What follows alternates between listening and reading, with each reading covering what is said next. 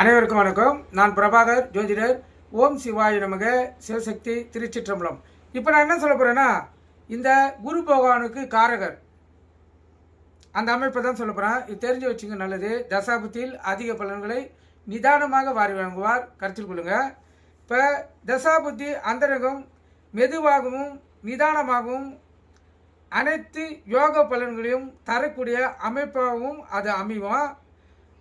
அந்த அமைப்பை பெற்று தருவது யார் பார்த்தீங்கன்னா, சூரியன் நின்ற வீட்டுக்கு 9இல் குரு நின்றால் அந்த சூரியன் குருக்கு காரகராகிறார். இதனால் சூட்சமான ஆன்மீகம், ஜோதிடம் போன்றவற்றில் நிதானமான பலன்களை கொடுக்கக்கூடிய வாய்ப்பு அந்த ஜாதகத்துக்கு ஏற்படும். சனி நின்ற ஸ்தானத்துக்கு 6இல் குரு நின்றால் சனி காரகராகிறார். இதனால் அழியாத சொத்துக்கள், பூர்வீக சொத்து, வீடு, வாகனம் போன்ற பல பலன்களை நிதானமாக அந்த ஜாதகருக்கு வழங்கி அற்புதமான வாழ்க்கையை வாழ வைப்பார். நீங்கள் கருத்தில் கொண்டு பயன்பெறுங்க. நன்றி, வணக்கம். வாழ்க வளமுடன்.